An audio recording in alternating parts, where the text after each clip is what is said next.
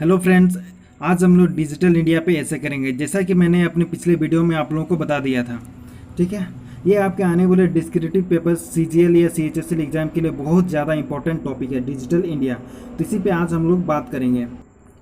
हम लोग जो आज ऐसे करेंगे वो ऐसे हम लोग कुछ क्राइटेरिया के आधार पे हम लोग देखिए, जो 2015 के सीएचएसएल एग्ज़ाम के अंदर जो स्वच्छ भारत मिशन पे ऐसे आया था, ये एक आरटीआई के थ्रू पता चला है। उसका मार्क्स डिस्ट्रीब्यूशन, स्टूडेंट्स को किस तरह मार्क्स दिए गए थे, ये आरटीआई के थ्रू पता चला है। तो चलिए इस पे हम लोग चर्चा कर लेते हैं। पहले देखिए, आज हम लोग का जो टॉपिक है डिजिटल इंडिया, उसमें क्लैरिटी ऑफ एक्सप्रेशन पे हम लोग को 5 मार्क्स, कमांड ओवर लैंग्वेज से 5 मार्क्स, कंटिन्यूटी कंटेक्स्ट अंडरस्टैंडिंग पे आपको 5 मार्क्स मिलेंगे। हम लोग डिजिटल इंडिया भी इसी रूल को हम लोग फॉलो करते हुए हम लोग डिजिटल इंडिया पर ऐसे करेंगे आज का। उसके बाद कब लॉन्च किया गया, किसने लॉन्च किया, उसके ब्रॉड ऑब्जेक्ट क्या है, ऑब्जेक्टिव क्या है, नोडल मिनिस्ट्री कौन है, ठीक है, इस पर 5 मार्क्स है। तो इन्हीं सब क्राइटेरिया के आधार पर हम लोग अपना आज का टॉपिक डिजिटल इंडिया करेंगे। उसके बाद आगे देखते हैं किस तरह मार्क्स डिस्ट्रीब्यूशन है। उसके मिशन ऑब्जेक्टिव पे आपका 5-10 मार्क्स है टोटल। ठीक है, ग्रामीण अर्बन मिशन ऑब्जेक्टिव, जो उस योजना का ऑब्जेक्टिव क्या है, उद्देश्य क्या है, उस पर आपको टोटल 10 मार्क्स मिलेंगे। उसके बाद उसका कंपोनेंट पे आपको देखिए आपको टोटल 10 मार्क्स है उसके बाद हम लोग अगर वीकनेस या स्ट्रेंथ की बात करेंगे तो उस पर टोटल 4 मार्क्स हैं। उसके बाद हम लोग सजेशन देंगे कुछ, अगर हमको सजेशन मांगा गया एग्जाम में तो हम लोग सजेशन देंगे तो उस पर टोटल हम लोग को 6 मार्क्स मिलेंगे। वहीं अगर हम लोग बात करें 2016 में, तो 2016 में हम लोग को पता है कि बेटी बचाओ बेटी पढ़ाओ पे ऐसे आया था। उसके बाद तो 2016 के अंदर जो सीजीएल का एग्ज़ाम हुआ था उसमें भूकंप आया था, भूकंप पे ऐसे आया था। तो चलिए ऐसे शुरू करते हैं। डिजिटल इंडिया की शुरुआत भारत के प्रधानमंत्री नरेंद्र मोदी ने 1 जुलाई 2015 को दिल्ली के इंदिरा गांधी इंडोर स्टेडियम में किया। इसका मुख्य उद्देश्य देश के पूरे व्यवस्था को इंटरनेट से जोड़कर शासन में पारदर्शिता लाना तथा हर नागरिक को डिजिटल शक्ति प्रदान करना है। डिजिटल इंडिया की निगरानी प्रधानमंत्री की अध्यक्षता में बनी कमेटी करती है, जिसमें वित्त, आईटी, मानव संसाधन, शहरी विकास तथा स्वास्थ्य मंत्री सदस्य हैं। यानी यहाँ पे आप लोगों को पढ़ना है कि वित्त मंत्री, आईटी मंत्री, मानव संसाधन मंत्री, शहरी विकास मंत्री और स्वास्थ्य मंत्री। ठीक है, तो मैंने क्या किया कि मंत्री को मैंने लास्ट में शॉर्ट करने के लिए डाल दिया। देखिए, हम लोगों ने पिछले पेज में जैसे हम लोग डिस्कस किया था कि इसकी शुरुआत किसने की और लॉन्च किसने किया, प्रधानमंत्री नरेंद्र मोदी ने। कब किया? 1 जुलाई 2015 को। कहाँ पे किया? दिल्ली में किया। ठीक है, इंदिरा गांधी इंडोर स्टेडियम में।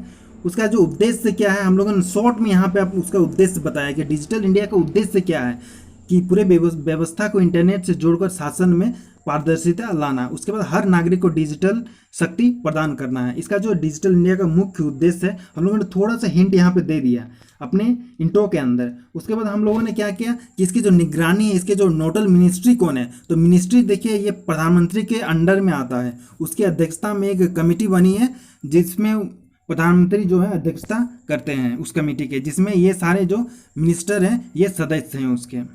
देखिए, लड़का लोग गलती क्या करते हैं कि वे लोग यहाँ पे एक्स्ट्रा चीज़ इंक्लूड कर देते हैं जो कि एग्जामिनर नहीं देखना चाहते हैं कि आपके इंट्रो के अंदर हो। ठीक है, आप एग्जामिनर ऐसा लिखो कि एग्जामिनर को एक भी मार्क्स आप काटने मत दो उसको। ठीक है, सटीक चीज़ लिखो जो आपको वो देखना चाह रहा है आपके इंट्रो में। जो एग्जामिनर देखना चाह रहा है वही चीज़ डालो आप अपने ऐसे के इंट्रो में। देखिए, हम लोगों ने इस पे बात कर लिया। ठीक है, 4A पे। उसके बाद हम लोग इसका ऑब्जेक्टिव और कंपोनेंट पे आते हैं। ठीक है, उसके बाद हम लोग इसके स्ट्रेंथ और वीकनेस के बारे में हम लोग बात करेंगे। ठीक है, उसके बाद सजेशन पे बात करेंगे। तो हम लोग पहले ऑब्जेक्टिव और कंपोनेंट पे आते हैं। ठीक है, इसमें टोटल 20 मार्क्स है। ठीक है, तो आपके जो कंटेंट है वो सही होने चाहिए। तो चलिए हम लोग बॉडी में इस दोनों चीज़ को हम लोग इंक्लूड करेंगे। चलिए बढ़ते हैं आगे। इस योजना में सरकार ने कुल 1,13,000 करोड़ रुपए तथा देश की बड़ी कंपनियों द्वारा कुल 4.5 लाख करोड़ से अधिक का निवेश किया गया। 2018 के बजट में अतिरिक्त 3,073 करोड़ रुपए का बजट आवंटन किया गया। देखिए, हम लोगों ने करंट से भी इसे लिंक कर दिया क्या कि 2018 के अंदर इसके 3,000 करोड़ रुपए सेंक्शन किए गए इस योजना पर, यानी डिजिटल इंडिया के लिए 3,000 करोड़ रुपये आवंटन किए थे। आगे बढ़ते हैं। उसके बाद सरकार ने इस प्रोजेक्ट के द्वारा साल 2019 तक पूरे भारत में इंटरनेट का जाल बिछाकर डिजिटल सुविधाएं प्रदान करना है, जिसमें भारत नेट द्वारा 2.5 लाख ग्राम पंचायतों को ऑप्टिकल फाइबर केबल से जोड़ना, सरकारी सेवाओं को मोबाइल के माध्यम से हर एक तक पहुंचाना, देश के किसानों को मौसम, फसल, मिट्टी आदि के बारे में जानकारी देना, छात्रों को डिजिटल पुस्तकालय उपलब्ध कराना, डिजिटल लॉकर स्कूलों, विश्वविद्यालयों और सार्वजनिक जगहों पर 2.5 लाख वाईफाई हॉटस्पॉट लगाना, सरकारी विभागों को ऑनलाइन प्लेटफॉर्म में बदलना, मोबाइल बैंकिंग को बढ़ावा देना तथा इसके द्वारा डिजिटल भुगतान, दूर दराज के क्षेत्रों में बीपीओ केंद्र खोलना आदि का लक्ष्य रखा गया।